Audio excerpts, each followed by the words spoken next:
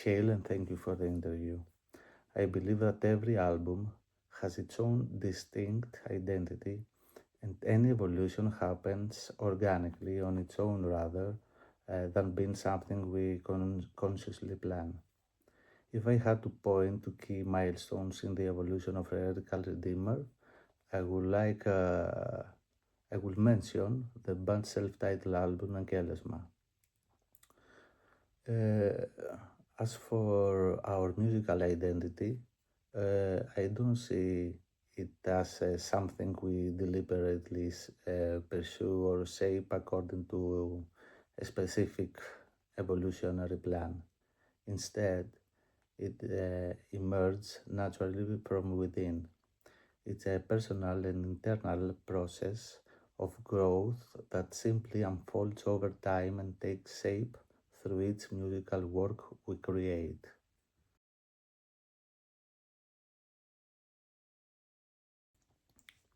As I mentioned before, the writing of both the music and the lyrics comes from entering a specific mental and spiritual state that allows creativity to flow naturally. For us, it is not a conscious or calculated process where we sit down with a predetermined goal or concept in mind. Instead, it is something much more instinctive and intuitive. We try to immerse ourselves in that state and let the creative process unfold on its own terms. The music, the atmosphere, and the lyrics emerge organically as reflections of something deeper within.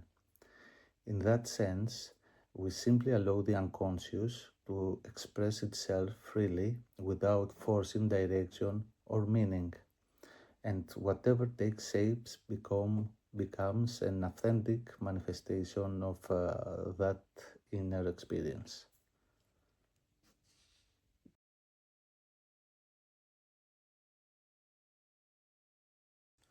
Without a doubt, the Greek black metal scene has always operated at a very high level, and I believe that remains true to these days.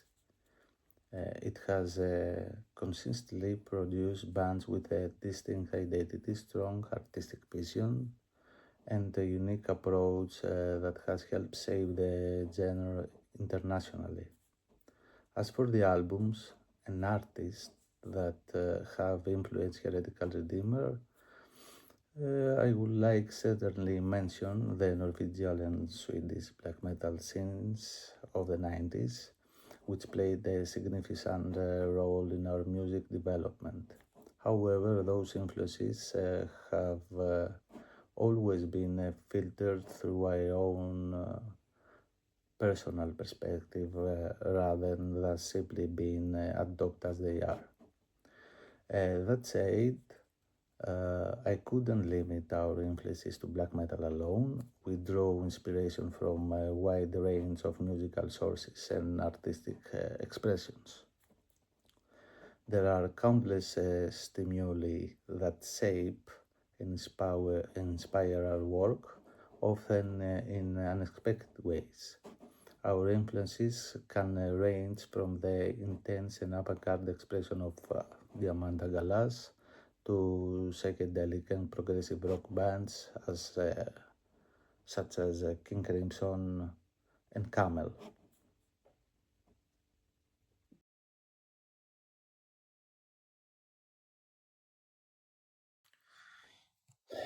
My first truly significant experience was with the band Acrimonious, a project that CL and I created together.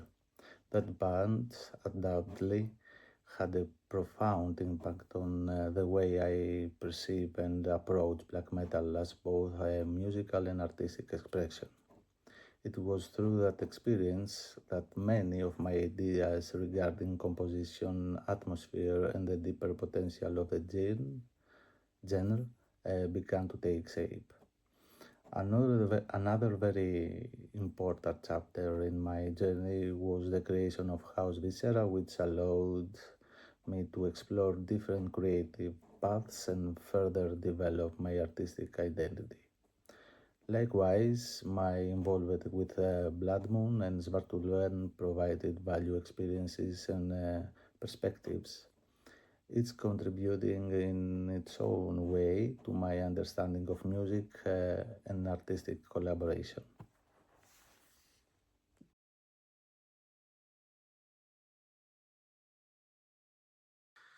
Black metal is a way of life for me, so it encompasses all the examples you mentioned. It is not a simply uh, it's not simply a musical genre that I play by putting on a mask and pretending to be something I am not. It is a philosophy and a worldview that I genuinely believe in and follow. The values, ideas, the spirit behind it are present in all aspects of my life.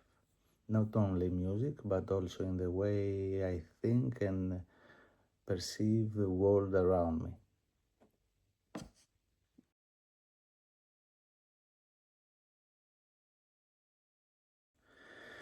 It is true that the black metal scene has evolved significantly over the years.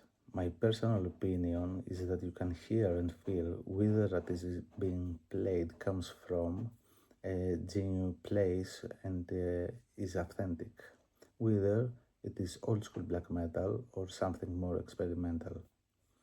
What matters to me is whether there is a real vision behind it and whether it truly originates from our inner world rather than being artificial or manufactured. Authenticity is far more important than style or labels. If the expression is honest and sincere, then I have no personal limits regard that is being created or how far an artist choose to push the boundaries of the genre.